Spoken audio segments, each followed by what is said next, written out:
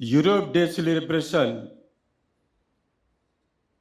इस कार्यक्रम में उपस्थित श्री राकेश ओम प्रकाश मेहरा जी, फिल्म निर्माता निर्देशक, श्रीमती मनीषा महेश्कर, अपर मुख्य सचिव महाराष्ट्र श्री पीयूष कौशिक, अध्यक्ष council of EU chambers of commerce in India, doctor Shrimati Renu Som, निर्देशक council of EU chambers of commerce, विभिन्न देशों के मुंबई स्थित कौंसल जनरल, उद्यम जगत के नेता, व्यापार प्रतिनिधि, देवी और सज्जनों, यूरोप दिवस के अवसर पर आपके मध्य में उपस्थित होकर अत्यंत हर्ष का अनुभव हो रहा है।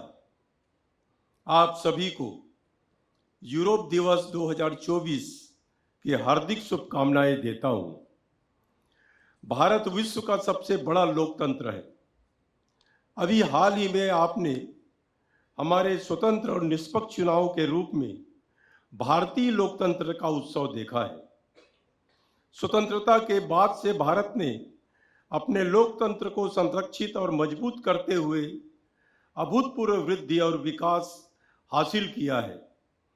पिछले अनेक वर्षों से EU India chambers Bharat Europe वित्तीय संबंध मजबूत करने के लिए कार्य कर रहा है। इसने भारत और ईयू के व्यवसाय और प्रोफेशनल समुदायों को जोड़ने में महत्वपूर्ण भूमिका निभाई है। चैम्बर्स आज एक प्रमुख नेटवर्किंग हब के रूप में कार्य कर रहा है और नए अवसरों के द्वार खोलने में मदद कर रहा है। मुझे यह जानकर खुशी हुई कि ईयू चैम्बर्स ने यूरोपीय संघ भारत शिक्षा शिखर सम्मेलन का सफलतापूर्वक आयोजन किया था। इस शिखर सम्मेलन में राष्ट्रीय शिक्षा नीति 2020, कौशल विकास और तकनीकी प्रगति जैसे महत्वपूर्ण मुद्दों पर चर्चा की गई। आज के इस सुंदर आयोजन के लिए मैं council of EU chambers of commerce का हृदयपूर्वक अभिनंदन करता हूं। मैं विशेष रूप से काउंसिल के अध्यक्ष श्री पीयूष कौशिक तथा निर्देशक डॉक्टर रेणु सोम को उनकी मेहनत और प्रयास के लिए धन्यवाद देता हूं। आज का दिन यूरोपीय संघ और भारत के बीच प्रगाढ़ मित्रता का प्रतीक है। आज यूरोपीय संघ शांति, एकता और समृद्धि का प्रतीक बन गया है। भारत के यूरोपीय राष्ट्रों से संबंध सदियों पुराने हैं। भारतीय स्वतंत्रता आंदोलन, स्वतंत्रता, समानता और बंधुत्व इस फ्रेंच क्रांति के आदर्श वाक्य से प्रेरित था। हमारे संविधान ने ब्रिटिश संविधान, आयरिश संविधान, फ्रेंच, जर्मनी समेत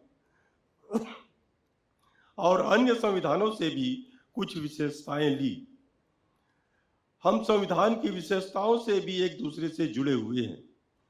आज का दिन उन साझा मूल्यों और सिद्धांतों को याद करना है जो यूरोपीय संघ और भारत को एकजुट करते हैं।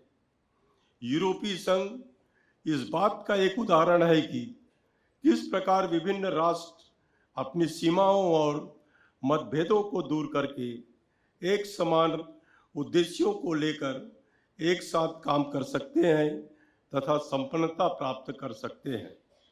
आज यूरोपियन यूनियन भारत का सबसे बड़ा ट्रेडिंग पार्टनर है। वैसे ही यूरोपियन यूनियन के लिए भारत 9वां सबसे बड़ा ट्रेडिंग पार्टनर है। वर्ष 2020 में हमारे क्षेत्र के बीच द्विपक्षीय व्यापार 105 बिलियन यूरो तक पहुंच गया, जो और भी बढ़ने का अनुमान है। भारत ने दुनिया की तीसरी सबसे बड़ी अर्थव्यवस्था बनने का लक्ष्य रखा है। निकट भविष्य में भारत $5 ट्रिलियन की अर्थव्यवस्था बनने की भी आकांक्षा रखता है। मध्य पूर्व और रूस यूक्रेन के लंबे समय से चल रहे संघर्ष के कारण कुछ देशों की अर्थव्यवस्था धीमी हो रही है, लेकिन इसके विपरीत भारतीय अर्थव्यवस्था अच्छी गति से आगे बढ़ रही है। इसलिए आज हमारे आर्थिक संबंधों को और भी मजबूत और उन्नत करने का सही समय है। महाराष्ट्र भारत के सबसे अधिक औद्योगिक राज्यों में से एक है, जो राष्ट्रीय डीजीपी में सबसे अधिक योगदान देता है। यह वास्तविकता है कि सभी यूरोपीय संघ के सदस्य देशों के मुंबई में व्यापार कार्यालय या वाणिज्य दूतावास हैं। हाल ही के वर्षों में जिन देशों के मुंबई में अभी तक अपने वाणिज्य दूतावास नहीं थे, उन्होंने भी मुंबई में अपने व्यापार कार्यालय या वाणिज्य दूतावास खोले हैं। भारत आज दुनिया में सबसे युवा राष्ट्र के रूप में भी उभर कर आया है। दुनिया के कई उम्रदराज देश उनके कुशल मानव संसाधनों की आपूर्ति करने के लिए भारत की ओर देख रहे हैं। मुझे लगता है कि यूरोपीय संघ और यूरोपीय देशों की भारत में उपस्थित कंपनियों को इस अवसर का लाभ उठाना चाहिए और हमारे व्यापार उद्यम के साथ स्किलिंग, रीस्किलिंग और अपस्किलिंग के प्रयास में अपना योगदान देना चाहिए। मुझे विश्वास है कि कुशल भारत यूरोपीय देशों के लिए उतना ही फायदेमंद होगा जितना भारत के लिए। भारत और यूरोपीय संघ के बीच लंबे समय से फ्री ट्रेड एग्रीमेंट पर निगोशिएशन चल रहे हैं। यह समझौता व्यापार बाधाओं को कम करने और वस्तुओं, सेवाओं और निवेशों के आदान प्रदान को बढ़ावा देने में मदद करेगा। देवियों और सज्जनों, महाराष्ट्र के राज्यपाल के रूप में मैं 28 सार्वजनिक विश्वविद्यालयों का कुलाधिपति हूँ। हमारे राज्य में लगभग 30 लाख छात्र उच्च तकनीकी तथा अन्य प्रोफेशनल शिक्षा प्राप्त कर रहे हैं। मैं चाहता हूं कि यूरोपीय संघ के राष्ट्र हमारे विश्वविद्यालय स्तर पर सहयोग को बढ़ावा दे। अच्छा होगा यदि आपके विश्वविद्यालयों में इंडोलॉजी विभाग हो, जहां संस्कृत, हिंदी और अन्य भारतीय भाषाएं पढ़ाई जाती है। हमें अपने देशों के बीच स्टूडेंट एक्सचेंज, फैकल्टी एक्सचेंज तथा सांस्कृतिक आदान प्रदान को प्रोत्साहित करना होगा। यूरोप द्वारा भारत में हर वर्ष एक भव्य यूरोपियन यूनियन सांस्कृतिक महोत्सव का आयोजन किया जाना चाहिए।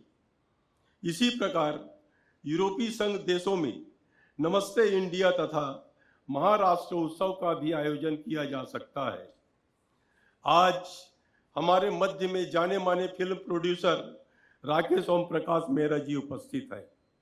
मुझे कई बार विभिन्न देशों के राजदूत बताते हैं कि उनके देश में जहां भी भारतीय फिल्मों की शूटिंग हुई, वे स्थान लोकप्रिय पर्यटन स्थल बन गए। मैं आप सभी से पर्यटन को बढ़ावा देने के लिए भारतीय फिल्म उद्योग की शक्ति का उपयोग करने की अपील करता हूं। यूरोपीय संघ के देशों में जाने वाले भारतीय पर्यटकों की संख्या लगातार बढ़ रही है। हम चाहते हैं कि यूरोपीय संघ के देशों से और अधिक पर्यटक भारत और विशेष रूप से महाराष्ट्र में आए। इस यूरोप दिवस पर मैं आप सभी को बधाई देता हूं। मैं यूरोपीय संघ के देशों और भारत के बीच एक मजबूत, टिकाऊ और पारंपरिक रूप से लाभप्रद साझेदारी की आशा करता हूं। धन्यवाद। जय हिंद, जय महाराष्ट्र।